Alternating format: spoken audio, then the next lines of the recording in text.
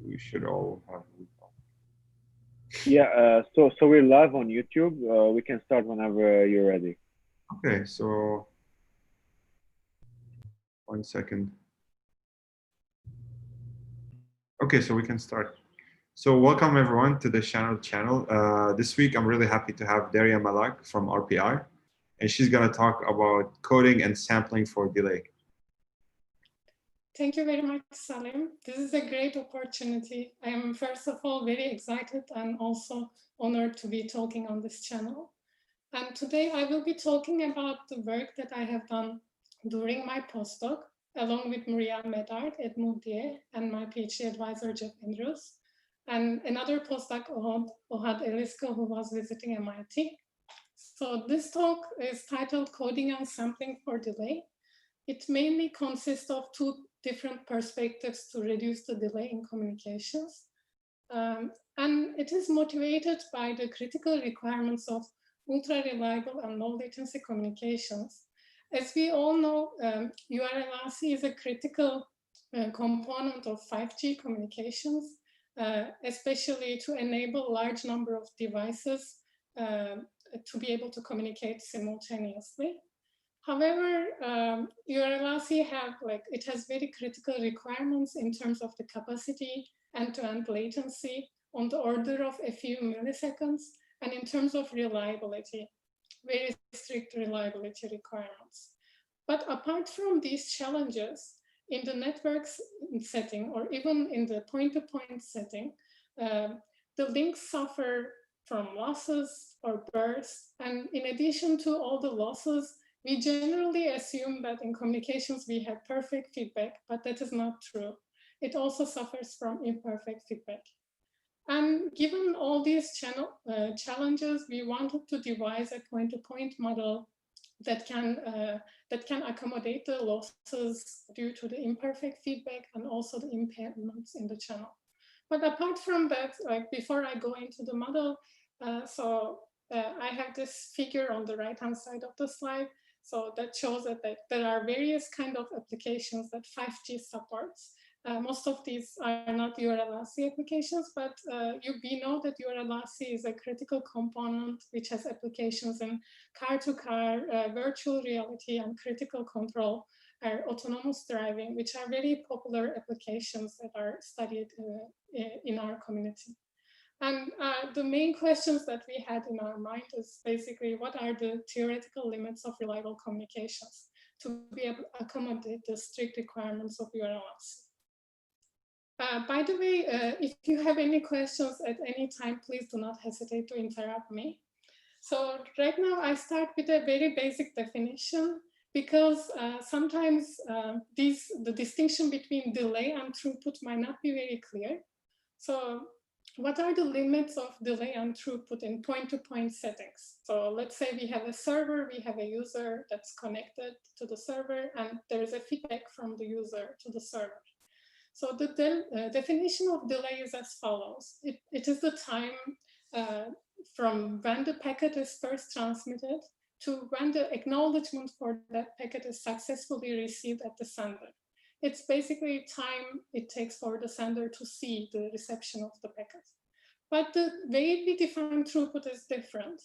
So throughput is in effect the number of successful packets per transmitted packet. So basically the inverse of the throughput is the transmission time. And we know that delay is different from the transmission time. And why is there a trade-off between delay and throughput? So basically, I can give a toy example for that. In the basic setting of ARQ, we know that in the case that we have perfect feedback, we need to have repetitions to maximize the throughput. However, when the feedback is not perfect, so if it is lossy and delayed, in that case, we do not know the actual limits of throughput and delay. And basically, when we try to do repetitions to achieve the best throughput, we at the same time increase the delay, which is not desired. So to deal with this problem, there have been various codes that have been proposed. For example, here what you see is basically the coding matrix. So the x-axis shows the information packets that will be coded together, and y-axis shows the time axis. So basically, when you look at the first row, you will see a coded combination of the first 4 information packets. So on the left-hand side, what you see is a chunk code example, where a code chunk is transmitted per unit time. And in the next time slot, another set of information packets is transmitted. And at arbitrary times, like these set of transmitted packets are susceptible to losses. And this is the behavior of the chunk code. And on the right-hand side of this coding matrix, what you see is basically the in-order delivery instance of the subset of information packets. For example, for this scenario, given the loss pattern, this is the in-order delivery time for the packets, information packets. Or instead of using chunk codes, we can use more sophisticated coding techniques, such as rateless codes. In this case, what the transmitter does is basically it sends an arbitrary subset of information packets, but it doesn't have, it's not aware of the channel statistics. And in this case, what the receiver does is, until it is sure that it has collected sufficient amount of information packets, it transmits the feedback to the sender. And then the in-order delivery is completed for those subset of packets. However, in this case, since the transmitter is not adapting to the channel, what it is doing is it is just sending a limitless sequence of encoded symbols. In that case, it might not be optimal from a throughput delay trade-off perspective. Okay, so to avoid that problem, streaming codes have been proposed. As you see on the left-hand side, what we do in streaming is basically, again, a subset of information packets is transmitted, but it is, again, in a blockwise manner, but each packet has a deadline, and if the deadline is not met, the sender has to go back and transmit another subset of information packets. And in that case, like this problem has been studied when feedback is partially available or in a blockwise manner, or if it is not available at all. I provided the related references here.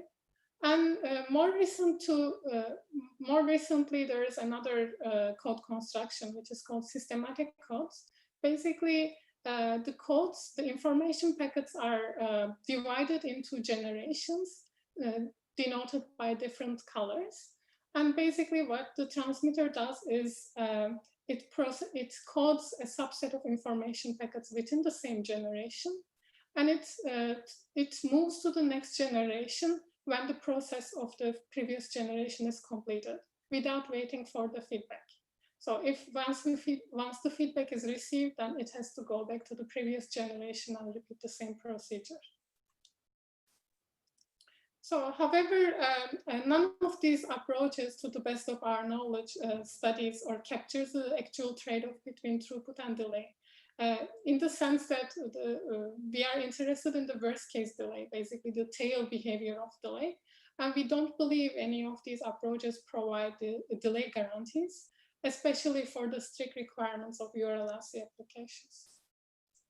So, but what we want to ensure is to make sure that the tail of the delay decays fast enough.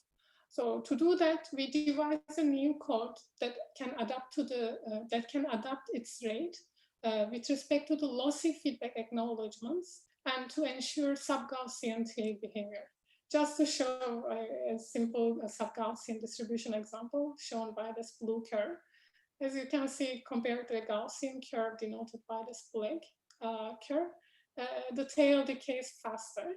And the reason I find this interesting is basically, we know that for unimodal distributions, the probability that, if this is the delay distribution, the probability that the delay is within 3 sigma interval, basically the delay is within 3 sigma of the average delay is at least 95%.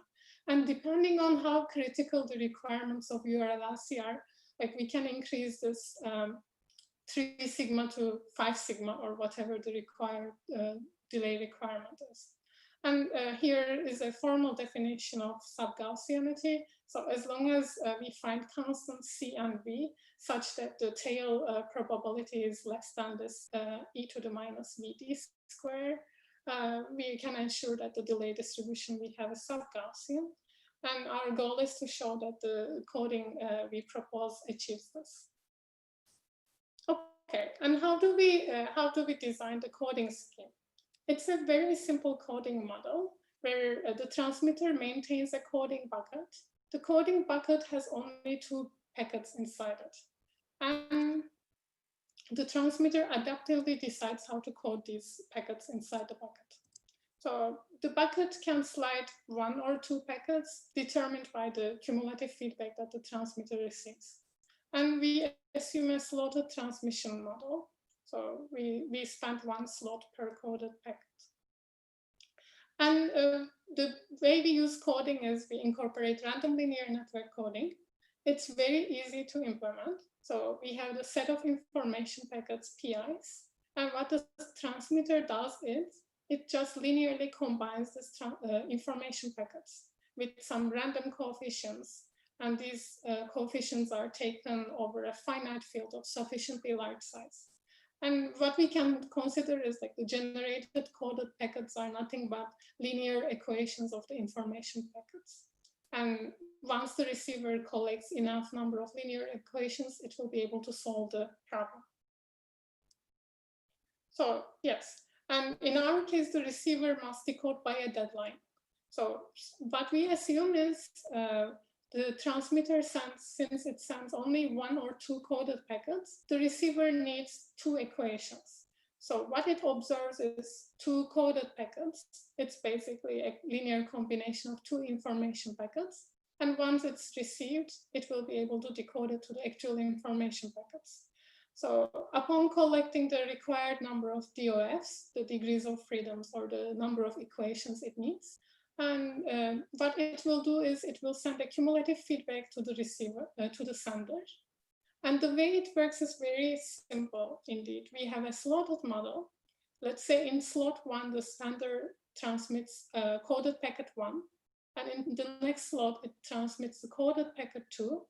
And what we assume in our protocol is the round trip time for the protocol is K slots.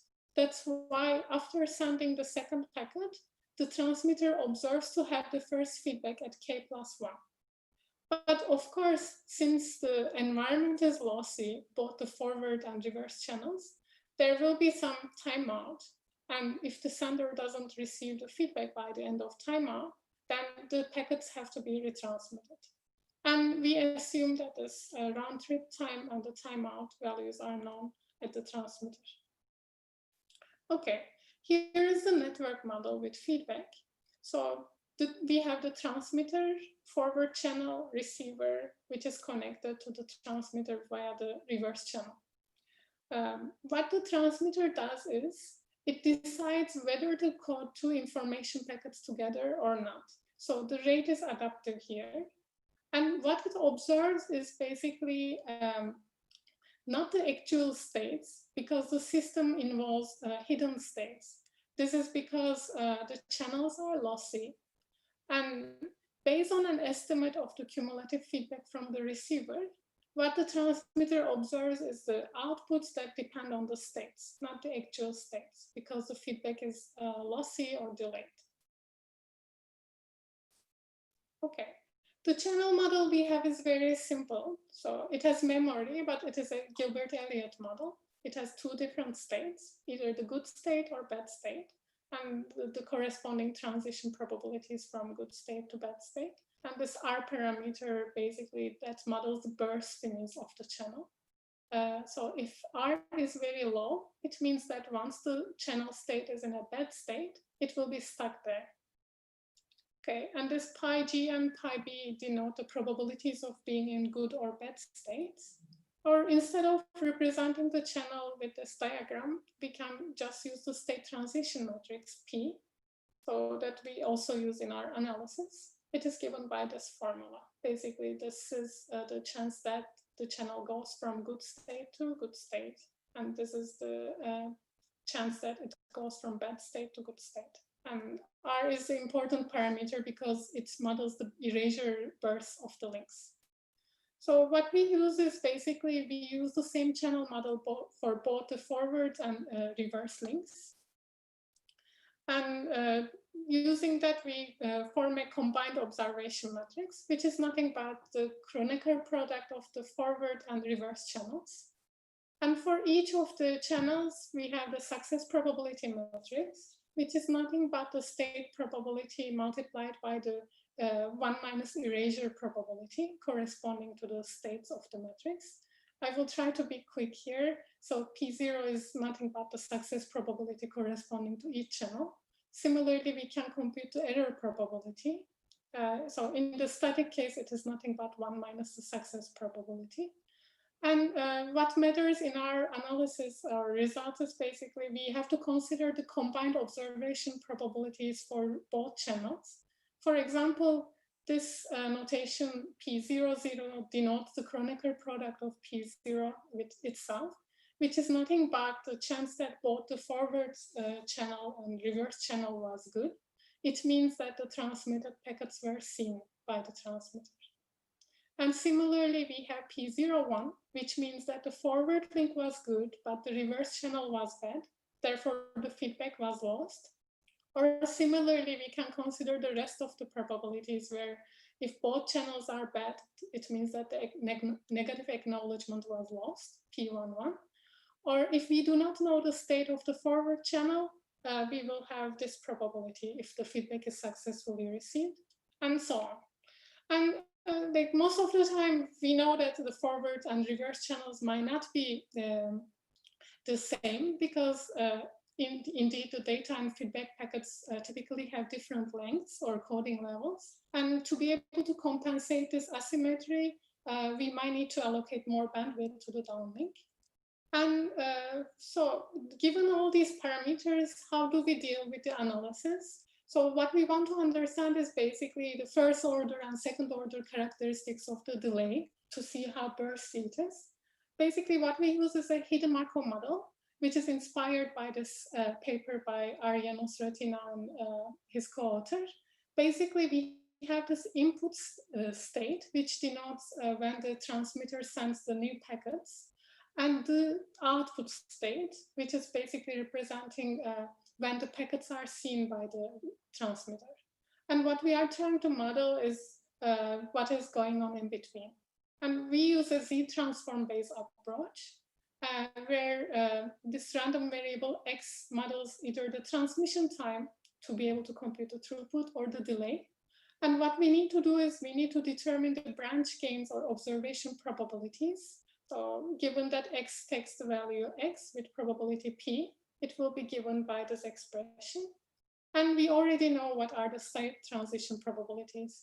So once we are able to construct the channel between input state and output state, we will be able to compute the desired properties of the delay. Okay, so what is the ideal scenario? In the ideal scenario, the transmitter sends a new packet and we can compute the corresponding probability. I will not go into the details of this. This can be found from the paper, and then once the packet is transmitted, we have this intermediate state where the transmitter expects to receive the feedback right after K-1 slots. So basically by the time it is the round trip time, the transmitter gets the feedback. So here, what I want to notice basically in the throughput branch gain, we have Z to the power 1. This means that the packet was only transmitted once. But when we look at the delay graph, this Z is raised to K-1 because when computing the delay, we actually count the number of slots that we will need to be able to get the feedback. Okay, and then once we get the feedback at state A, there is a chance that the feedback was successful. So this is the chance that the forward link was good, plus the feedback was successfully received by timeout. This will give us the branch gain corresponding to the throughput. And similarly, we can compute the branch gain corresponding to delay. So in the ideal scenario, we will start with state I, then go to state A, and then O, if there are no losses. But unfortunately, that's not the case. We have additional hidden states. So these hidden states are basically when the transmitter retransmits an erroneous packet. So the forward link was bad. So in the throughput graph, we need to consider the probabilities that the forward link was bad. And if also the reverse link was bad, we need to consider the additional change that will be imposed to the channel, both channels. And similarly, in the delay graph, since we have to wait an additional duration, the Z transform exponent will be raised to k-1. Okay, there are other additional states that we need to consider, for example, only in the delay graph.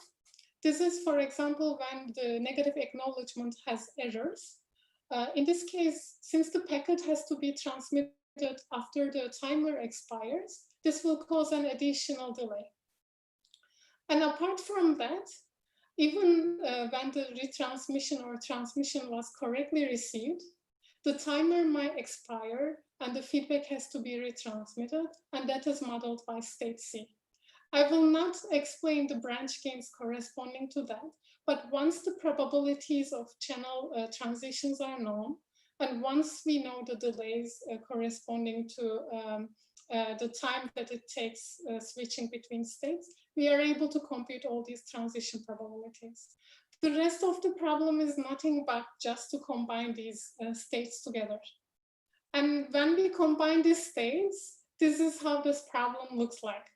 I know that it looks very hard to understand, but what we do basically is here, we initiate a transmission. This is the initial state of the transmitter where it sends two coded packets and the times packet 1 is transmitted and packet 2 is transmitted one slot after packet 1. And then we have this intermediate state where the transmitter wants to observe, it ideally observes the first feedback. And now what we have is like a couple of possibilities. So depending on the state of the feedback, with some chance, the feedback was good and we can directly go to the output state. Or most likely, one of the packets were successfully received or not. And depending on that, we might only need to retransmit one of the packets, in which case we will have a path as indicated by this blue region. And given this state, we will have additional states depending on whether this packet has to be retransmitted or whether the acknowledgement was lost, etc. Okay, and for example, if forward channel fails for both packets, which means we need to retransmit both of the packets, or there are other extreme cases, like if one of the packet was successfully sent, but one of is lost, but at the same time, the feedback might get also lost. In this case, the transmitter has to retransmit both of the packets, but then the receiver only needs 1 degree of freedom because it already received one successfully. So this is the extent of how much I want to explain this model. As you can see that the model is not very tractable analytically, but it can be simulated very easily. So for the 2 coded packets case, as you can see, this is a state diagram. Once you want to add more packets to the transmitter side, this diagram will be complicated exponentially, and it will be much harder to analyze. So instead of trying to analyze this, what we instead did was simulating it. But before I come to the simulation, I just want to illustrate how this coding matrix behave for this model. So as I said, we linearly encode 2 packets together. So at time 1, packet 1 was transmitted, for example. At time 2, packet 2 was transmitted, and let's say it was lost. And then at time 3, we code packet 1, 2 together, and we send a linear combination. So like when you see these 2 dots next to each other, it means that packet was coded. And here, like while we are attempting to send a coded combination, packet 1 might be successfully delivered to to the application layer. And then, so after some point, we know that we will receive a cumulative feedback corresponding to the first two information packets that we coded together. So the feedback is cumulative because it's not only, it is saying the degrees of freedom received by the receiver.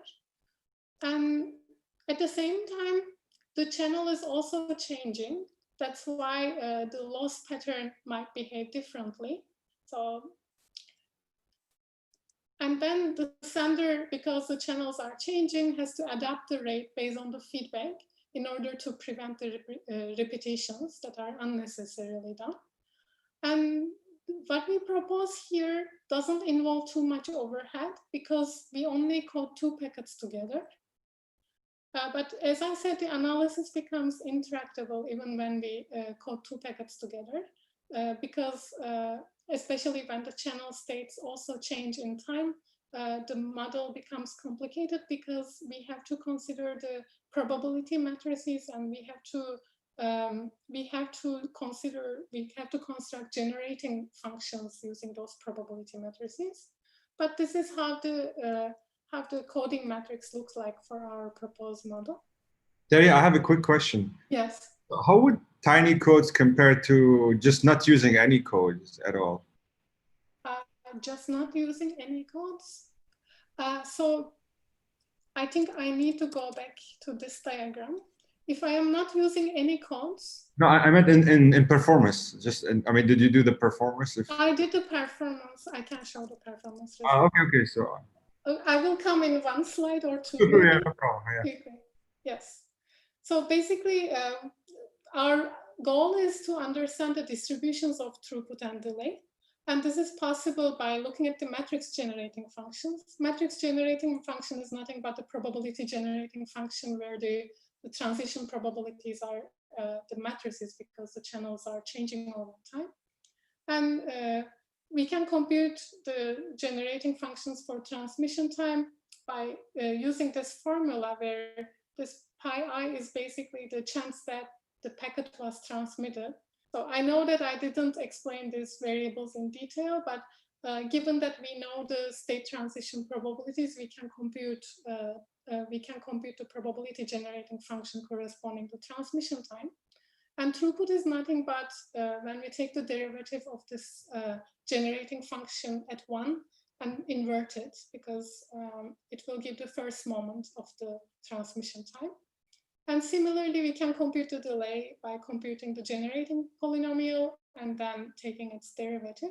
And again, these distributions will also provide us higher order moments if we want to understand the burstiness characteristics of these channels.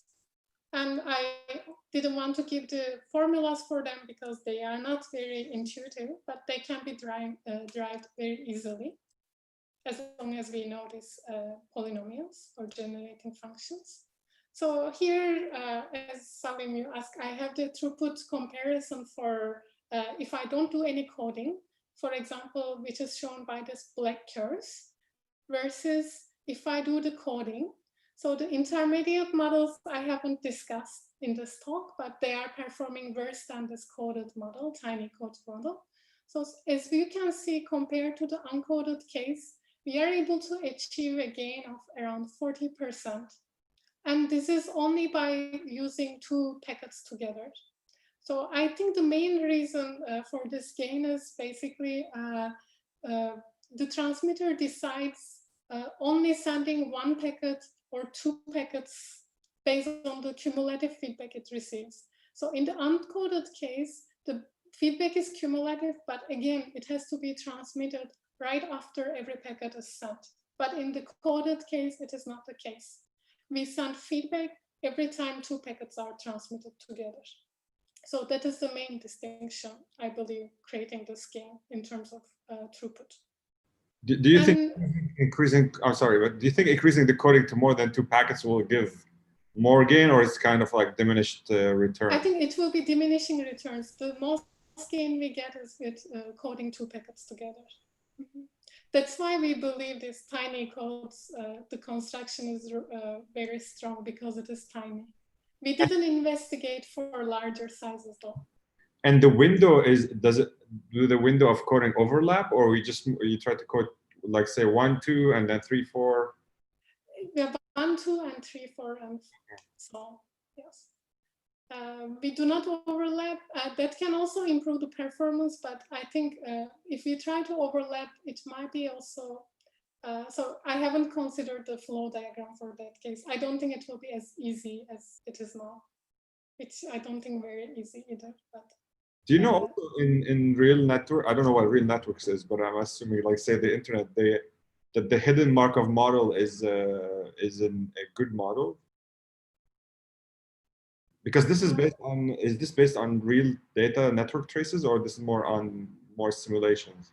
It is simulation based. So we have our analysis and numerical simulations. This is not based on real. But you think these like similar result will also apply in let's say the internet or? So I believe it will apply. The thing is, even though we have this hidden Markov model with 2 parameters like round trip time or timeout, we tested our model under bursty conditions. So round trip time is k slots, but it is fluctuating. And similarly, the timeout. So what we are demonstrating here is basically like erasure rate is changing, but at the same time, so as you might recall from the earlier slides, we have this R parameter that models the burstiness of the channel. So as that drops, then the channel will behave more bursty, even though we expect a round trip time of k, it will be more arbitrary. So the sender won't be able to get the feedback on time. So the hidden states will be more dominant. And under that case, like applying this, we can see that the performance will be more robust to imperfectness of the channels. So in that case, I think it is suited, but I am not still sure if this is the best approach to understand the trade-offs, because even for point-to-point, it becomes very challenging. Thank you. So basically, this is how the throughput behaves. But at the same time, we want to understand increasing this throughput on obtaining these gains will cause some cost in terms of delay. Here, what we show is the comparison between the guaranteeable delay, which is nothing but the mean delay plus 3 sigma. So the black curves is basically for the uncoded case, and the red curves are for the coded case. As you can see, these delays are lower than the delays for the uncoded case. What it means is basically in practice, while we are able to achieve higher throughputs, this will not penalize the delay tail. So still the delay behavior will be better than the delay of uncoded case. So this is the desired performance that we had like in our mind at the beginning of this design. And basically this can be also seen from the tail distribution of the delay. As I said at the beginning of the talk, we want to have a sub-Gaussian delay behavior. And here, so like for the various versions of the coded model that we are proposing, for example, the one I described was the red one. So this is the tail distribution of the delay. We can see that it can be bounded by the tail of a Gaussian distribution. And for this specific set of parameters I chose is basically if we have a channel with erasure rate 0.01, the probability that the delay is about 3 milliseconds can be upper bounded by 10 to the minus 9. Or assuming that the channels are more reliable, these numbers will even go lower. And this is some desirable performance that we wanted to achieve with this model. So this was the first part of the talk that I basically focused on point-to-point communication and how can we ensure reliable performance without trading off from delay much. Now I want to consider another problem, which is a geographic problem. So in which we have multiple nodes and we want to try to pair up the nodes. So for example, instead of having the edge connection between the user or server, I have a network setting where I have multiple servers, and I want to decide, so the user comes with a demand, and I want to decide where to put the demand of the user and how to cache the demand. So as we all know, by doing caching, what we are indeed effectively doing is trading the delivery rate with local memory. And if we do not use coding, we know that this is via memory sharing, we will be able to reduce the delivery rate. But with coding, this performance can be even improved, which is shown by Madahali and Nisan in their fundamental limits of caching paper. So from this, we know that caching can have significantly overloaded traffic from congested networks.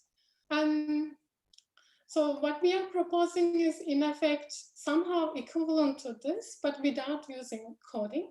We want to effectively sample the nodes in the network to do placement decisions. So here are some well-known caching models that we were motivated from. The first one, as I said, the Madahali model. So we know that this is a model that exploits multicasting opportunities in networks. So it knows how the demand is placed and exploits the multicasting opportunity in a sense that it has strong assumptions in terms of demand. We do not want to assume that. And in another work by Alex Dimakis and authors, they consider this distributed setting with helpers. They propose this femtocaching scheme that provides optimality guarantees. But this model can be computationally demanding when the number of nodes is very large.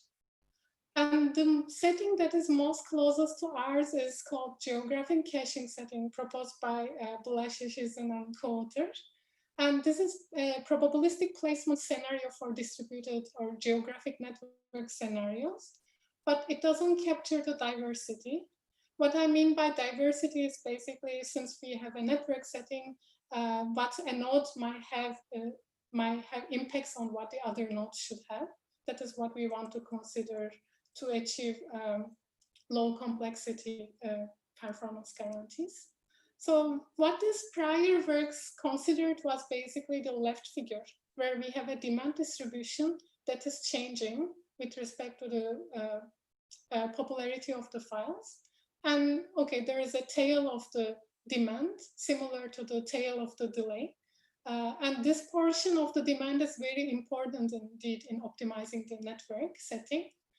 Because if we do not have the network setting, we already know that we should only place the most popular contents, but the network setting has the advantage of exploiting the tail of the distribution.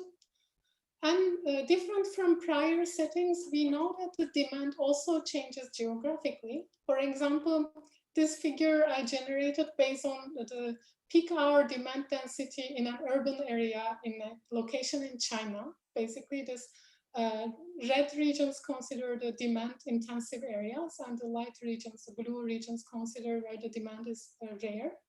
And indeed, we can model this peak hour densities using a log normal distribution in the geographic region. So how can we design algorithms using this geographic settings? For example, like as you can see, I have a network here, which is a street system of Paris, because I just like Paris. And what I wanted to do is, instead of using this model, I need to get an abstraction of the model. I can do that using tessellation models. And one popular one, as you all know, is the Voronoi tessellation model, which is basically a set of nodes in the network, which can represent the caches or access points. And the Voronoi regions are basically the separation regions between these nodes. And what we have is basically these nodes are represented by this collection of xk's, and they have an intensity lambda. And what we want to do is to understand how much we can reduce the delay as function of the placement configuration in a network abstraction. So here, I wanted to explain the model with this concise representation, where this f is the delay reduction function, and z is the configuration of the network. And it is an average over the demand distribution, which is changing geographically and also it has a distribution at any given geographic location. And also, depending on the topology or coverage model in the network, there is a delay associated with the model. Let's say the user can only connect to a subset of nodes, and there will be a cost function, omega k, associated with this coverage model. So this can be considered in various models, like in a Boolean scenario, for example, there will be a range, circular range. For example, in the low interference setting, the user might connect to multiple access points at the same time. Or there can be a multi-hop model where the user can first go to the first hop, then the second, until it finds the desired content. It will have an associated cost or delay. And this part basically represents the reduction of finding the item locally.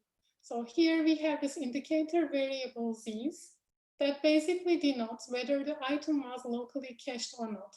Let's say that the local caching probabilities are given by this formula for item I, which are the same at each node. Okay, so basically this will be the delay reduction that we will be obtaining out of this configuration. So what we have proposed is indeed a sampling algorithm that is based on exclusions. So what we do is we take the baseline model, and to each node we associate a mark. And these marks are sampled IID from a uniform distribution. So between 0 and 1. So each node has this arbitrarily assigned marks. And then what we do is basically, each node only needs to check its neighborhood to decide whether it is allowed to cache a particular item or not. But one more critical issue here is, what is that critical range? So we know that each item has a popularity, and as the popularity of the item becomes very high, we know that those items should be cached everywhere. But if the item is rare, like if it is not seeked as much as the popular files, then the exclusion range should be higher. So this is what I want to show with this figure. So this radius around the circles should grow with decreasing popularity of the item. So what each node will decide is whether to cache an item given the radius of exclusion as determined by the popularity. And what it will do is basically, it will check the set of other nodes within the exclusion, and it will be qualified to cache the item only if it has the lowest mark in the area. So this is basically by looking at the pairwise interactions between the nodes, we will have a placement strategy. So here you can see that this exclusion range is indeed a proxy for the sampling distribution that yields the caching. So that was a simple exclusion-based model, but these models can be improved because we don't, like in networks, what we are having more is the heterogeneity. The nodes have different transmit powers, or the nodes might have different detection ranges because wireless networks are susceptible to interference. We cannot just define, okay, there is a fixed exclusion range for everybody. So what we want to design is basically to have an exclusion model, but a softer version of the previous model. So, but we also want to make sure that the repulsion strength decays with distance. If two nodes are very close to each other, we know that they are not allowed to cache the same item. But as the pairwise distance increases, we want to cache the item more with a higher probability, right? For example, in the case of independent placement, the pairwise caching probability won't be affected by the distance between two nodes. But in the model that I described in the previous slide, so we are not allowed to cache within a range, but unless we are, as long as we are outside that range, we are allowed to cache the item. It's a 0-1 decision. But there are other models, we can use other models to improve this by allowing soft exclusions or gamma exclusions as we propose. Gamma comes from the type of distribution that we use, but it is not very important. The goal is basically to have a region where we have some negative dependence between pairwise caching. So if a node is caching a node within the neighborhood is not allowed to cache. But we want to make the interaction strength decrease with the distance so that the other node can also cache the item. Okay. And the motivation behind that is basically with the variable exclusion range, which can be a proxy for node detection ranges in heterogeneous environments. And for example, for an arbitrary sampling model, not so arbitrary, but what I wanted to show here is instead of having a fixed exclusion range, if I sample my exclusion range from a gamma distribution, so each node will have a gamma distributed exclusion range. And again, each node will be assigned marks based on the uniform distribution. And in addition to that, we might also consider having priorities between the users. For example, one node in the network might have a higher priority that it can cache the file, and the other node has lower priority that it's not allowed to cache. So this will yield us a configuration for placement and generalizing the basic exclusion-based model.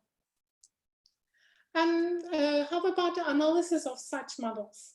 So we had defined this gain, the delay reduction that we can obtain using a caching configuration. But when we consider the special point process models, indeed, there is this notion of contact distribution function that we can exploit to be able to determine some useful properties. For example, without looking at the formal definition, consider a Boolean model. So these circles denote the detection ranges of the nodes in the network. So let's pick a node that's outside the process, which is basically nothing but a set of the nodes of this network. Let's say that 0 is outside the network. And we are drawing a circle around 0, and we are enlarging the circle radius, and we stop until we hit an arbitrary point, the arbitrary point in the network. Basically, as shown in this example, the range for this process becomes R, for example, in the case it is spherical, this is R of spherical. So this is basically a random variable that is called the contact distribution function. And it can be computed as the probability, like its distribution is given by H of R. H is not entropy here. I know I'm on Shannon channel, but this is the probability that the distance between this outside point and the closest node in the network is below some R. It is given by this H of R, and this is a very important metric in determining the delay reduction that we can obtain using our sampling strategy.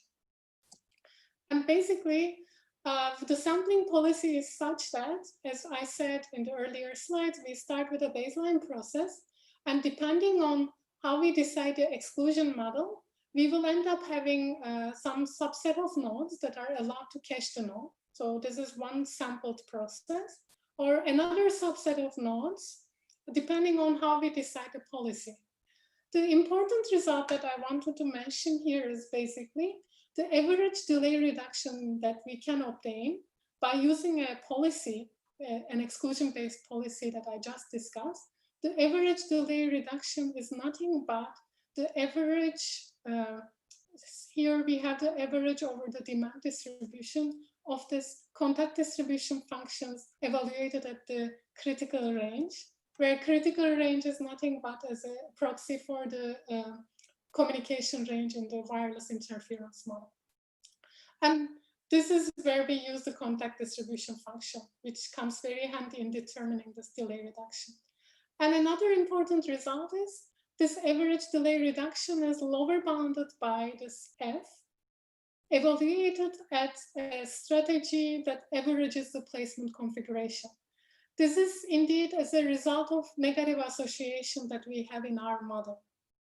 Because of the negative dependence and the type of the function that we want to optimize, we know that given that there is an independent strategy that gives a performance, we know that that will be always a lower bound to the performance that we can achieve using a exclusion-based strategy of similar kind. So This is basically the main result that we have in terms of average delay reduction. And so more specifically, if you're interested, so this was the pairwise sampling function that we have used. So each node, by only checking the neighborhood, set of neighborhood nodes, determines with this probability whether to store the item or not. It's basically what it needs to check is whether its weights are about the weights of the neighboring nodes. And also, this is multiplied by the sampling function. And the strength of the sampling function decays with the pairwise distances. So basically, this is the function that we have used in our model. And as the distance between nodes R represents the distance between nodes, increases, the sampling function takes smaller values. And here, as you can see, as this function decays, the effect of those nodes that are far away from the local node will be smaller or negligible. And this retaining probability will be higher. So this will be the case when the set of requests are more popular. So this was the model that we have considered. And I guess this is my last simulation result before I want to conclude.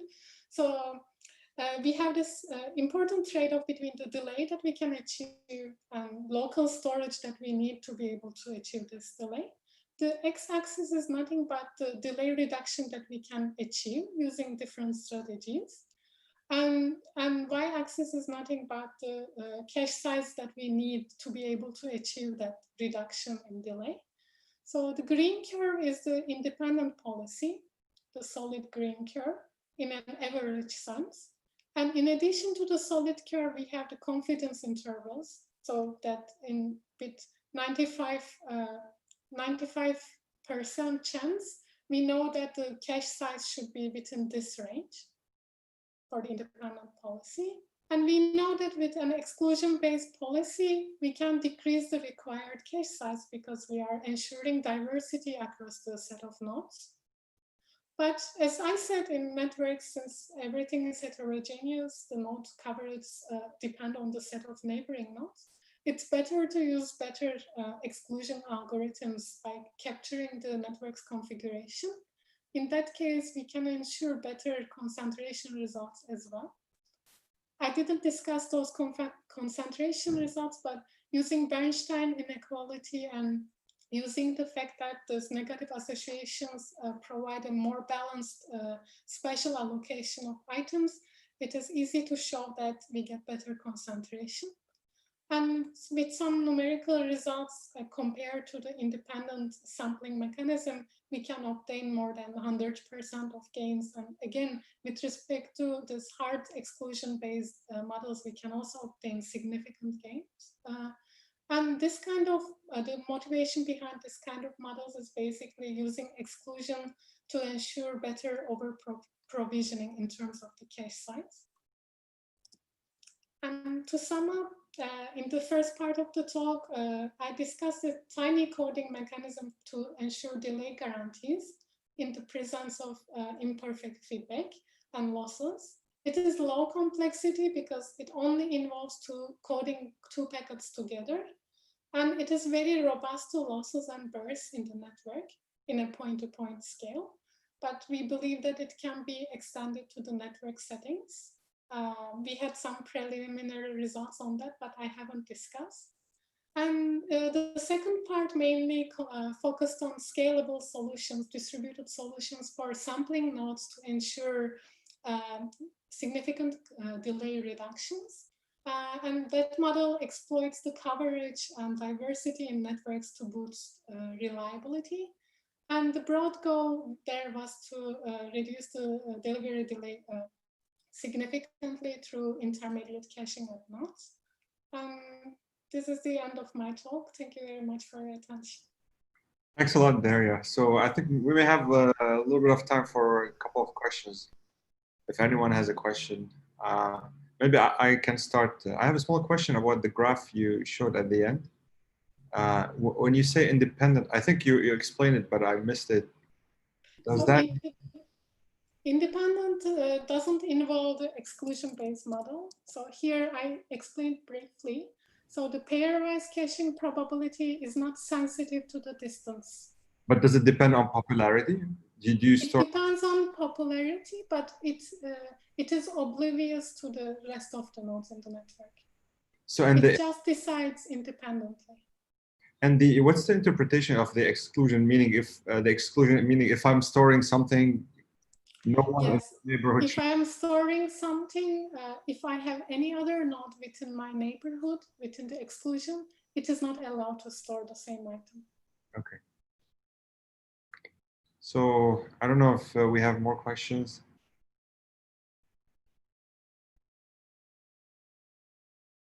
So if we don't have any more questions, so I want to thank you again, Derya, and thank everyone who was here and everyone who's watching us on YouTube also. And we'll see you next week. Thanks, Derya. Thanks a lot. It's a great talk. Bye.